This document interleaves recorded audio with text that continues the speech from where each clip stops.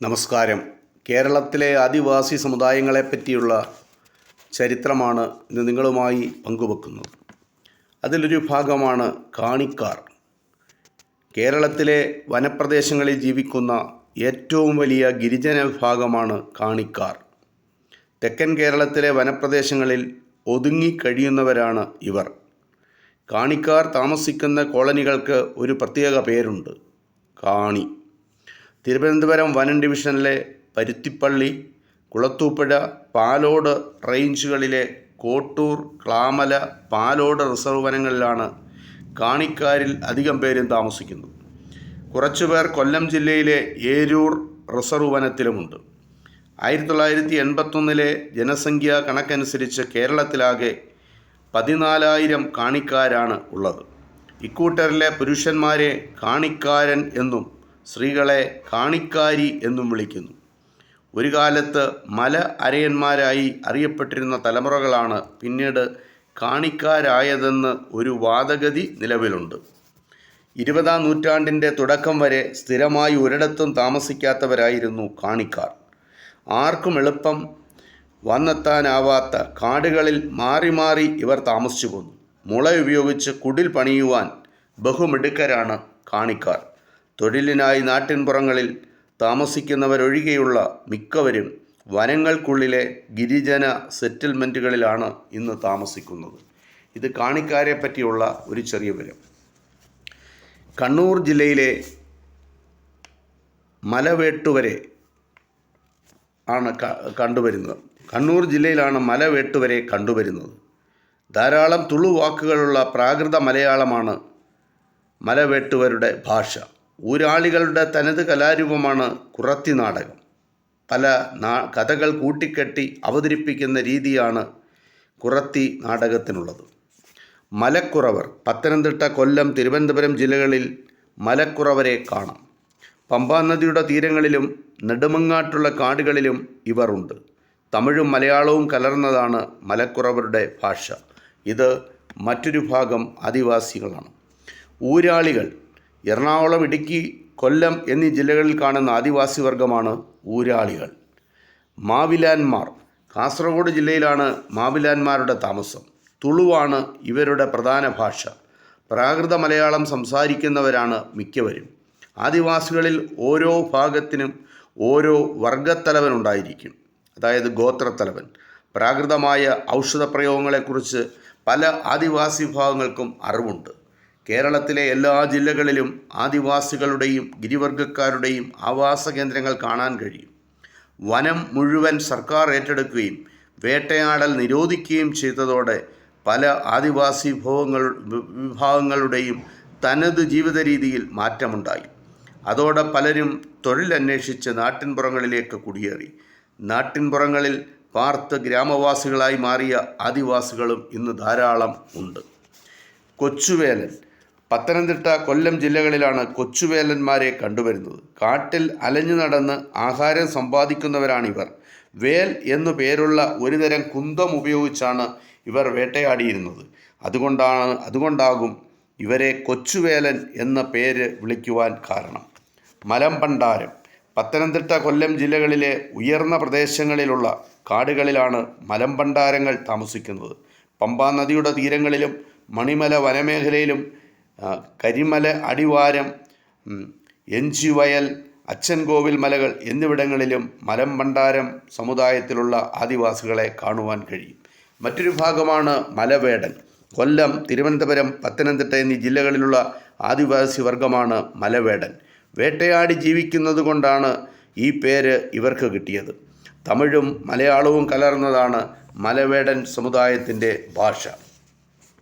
മലയടിയാർ പത്തനംതിട്ട ജില്ലയിലെ റാന്നി, കോന്നി എന്നീ സ്ഥലങ്ങളിൽ മലയടിയാർ വിഭാഗത്തിലുള്ള ആദിവാസികളെ കാണാം. മലയുടെ അടിവാരങ്ങളിൽ താമസിക്കുന്നത് കൊണ്ടാണത്രേ ഇവർക്ക് മലയടിയാർ എന്ന പേര് കിട്ടിയത്. മലയരയന്മാരുമായോ വയനാട്ടിലെ അടിയാന്മാരുമായോ ഇവർക്ക് യാതൊരു സാമ്യവുമില്ല. മനസ്സിലാക്കാൻ പ്രയാസമുള്ള മലയാളമാണ് ഇവരുടെ ഭാഷ. മറ്റൊരു വിഭാഗമാണ് ഉള്ളാടന്മാർ. ഇടുക്കി, കോട്ടയം, പത്തനംതിട്ട, കൊല്ലം എന്നീ ജില്ലകളിലാണ് മലവർഗക്കാരായ ഉള്ളാടന്മാർ കൂടുതലുള്ളത്. ഇവർക്ക് മലബാറിലെ നായാടികളോട് സാമ്യമുണ്ട്. മറ്റു മലവർഗക്കാർ ഇവരെ താണജാതിക്കാരായി കണക്കാക്കിയിരിക്കുകയാണ്. മറ്റൊരു സമുദായമാണ് മലപ്പുലയർ. മലപ്പുലയരെ ഇടുക്കി ജില്ലയിലാണ് കണ്ടുവരുന്നത്. കുറുമ്പ പുലയരെന്നും ഹിൽ പുലയരെന്നും പമ്പ പുലയരെന്നും ഇവരെ വിളിക്കാറുണ്ട്. തിരുവിതാംകൂറിലെയും കൊച്ചിയിലെയും പുലയരിൽ നിന്ന് തികച്ചു വ്യത്യസ്തരാണ് മലപ്പുലയർ. തമിഴിനോട് സാമ്യമുണ്ട് ഇവരുടെ ഭാഷയ്ക്ക്. മറ്റൊരു സമുദായമാണ് പളിയർ. ഇടുക്കി ജില്ലയിലെ കുമളിയിലും വണ്ടൻമേട് പ്രദേശങ്ങളിലും പളിയരെ കണ്ടുവരുന്നുണ്ട്. മലയാളവും തമിഴും ഇടകലർന്നതാണ് ഇവരുടെ ഭാഷ. തമിഴ്നാട്ടിലെ ഗൂഡല്ലൂരിൽ നിന്ന് ഏലകൃഷിക്കായി കേരളത്തിലെത്തിയവരാണത്രേ പളിയരായി മാറിയത്. തമിഴ്നാട്ടിലെ കാട്ടുകള്ളാർ വിഭാഗത്തിൽപ്പെട്ടവരാണ് തങ്ങളെന്ന് ഇവർ വിശ്വസിക്കുന്നു. മറ്റൊരു ഭാഗമാണ് മന്നാൻ. മധുരയിലെ പാണ്ഡ്യരാജാവിൻ്റെ അകമ്പടിക്കാരായിരുന്നു തങ്ങളെന്ന് വിശ്വസിക്കുന്നവരാണ് മന്നാന്മാർ. രാജഭരണം നിലനിന്നിരുന്ന സമുദായമാണിത്. ഇടുക്കി ജില്ലയിലെ കട്ടപ്പനയ്ക്കടുത്തുള്ള കോഴിമല, കോവിൽമല എന്നും പറയും. കോഴിമലയിലാണ് മന്നാന്മാരുടെ രാജാവിൻ്റെ ആസ്ഥാനം. കേരളത്തിൽ പാലക്കാട്, എറണാകുളം, ഇടുക്കി ജില്ലകളിലും തമിഴ്നാട്ടിലെ മധുരയിലുമാണ് മന്നാൻ സമുദായക്കാരുള്ളത്. മന്നാൻ രാജാവിൻ്റെ വീട്ടിൽ വച്ച് നടത്തുന്ന കലവൂട്ട് മഹോത്സവത്തിന് വിവിധ പ്രദേശങ്ങളിലുള്ള മന്നാന്മാർ ഒത്തുചേരും. മധുര മീനാക്ഷിയാണ് ഇവരുടെ മൂർത്തി. മലയാളർ. തളിപ്പറമ്പ് താലൂക്കിൽ മാത്രം കണ്ടുവരുന്ന ചെറിയ ആദിവാസി സമൂഹമാണ് മലയാളർ. താമസം ആറളത്തെ കാടുകളിൽ.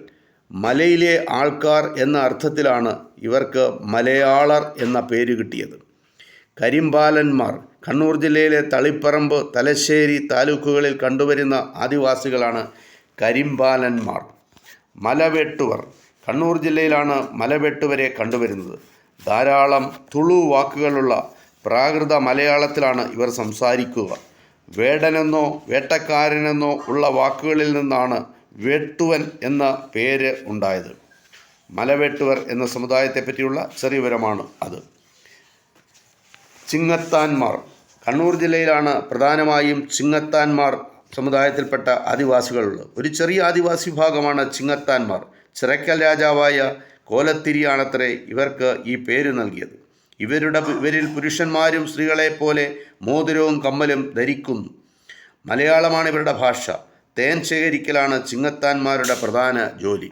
മാവിലാന്മാർ. കാസർഗോഡ് ജില്ലയിലാണ് മാവിലാന്മാരുടെ താമസം. തുളുവാണ് ഇവരുടെ പ്രധാന ഭാഷ. പക്ഷേ ഇവരിൽ ചിലർ പ്രാകൃത മലയാളവും സംസാരിക്കാറുണ്ട്. മറ്റൊരു ഭാഗമാണ് നായാടികൾ. കേരളമൊട്ടാകെ ചിതറിക്കിടക്കുന്ന ഒരു വർഗമാണ് നായാടികൾ.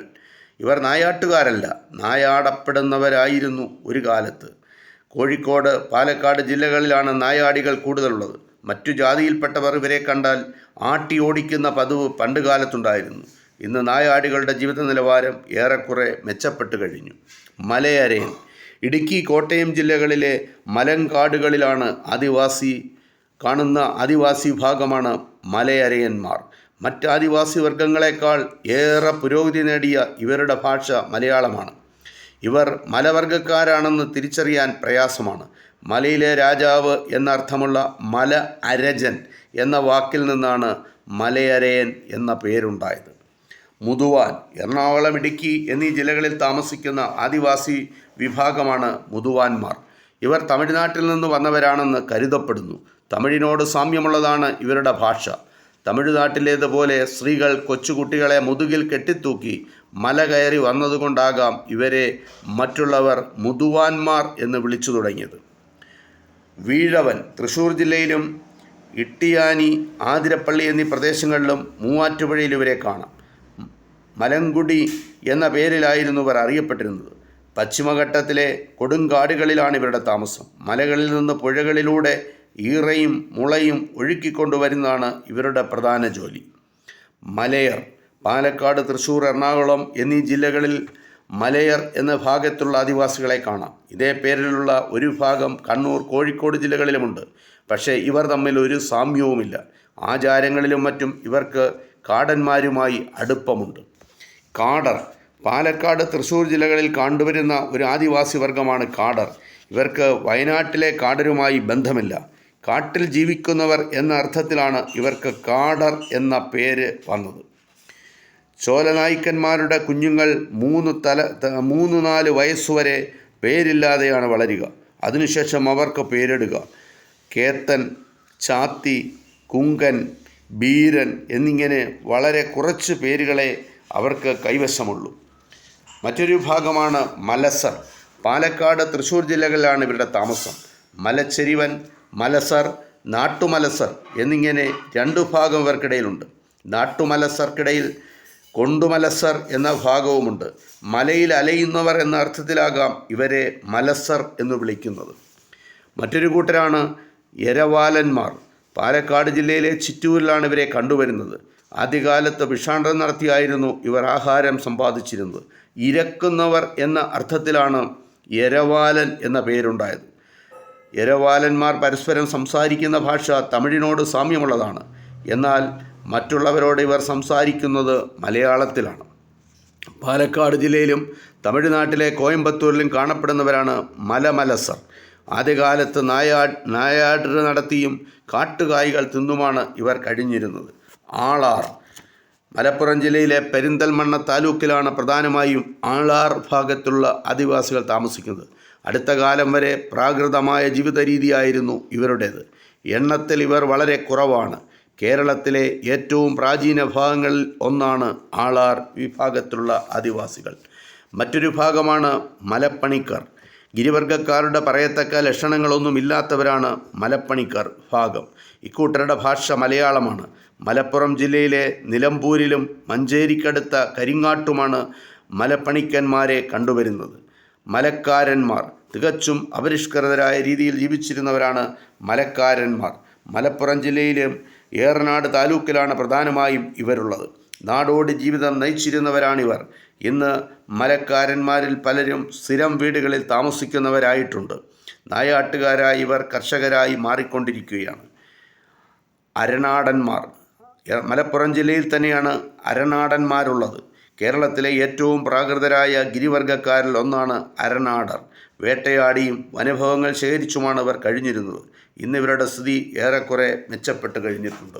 ഇത് കേരളത്തിലെ ആദിവാസി സമൂഹങ്ങളെപ്പറ്റിയുള്ള ഒരു ചെറിയ വിവരമാണ്. ഇത് ഇത്രമാത്രം. നന്ദി, നമസ്കാരം.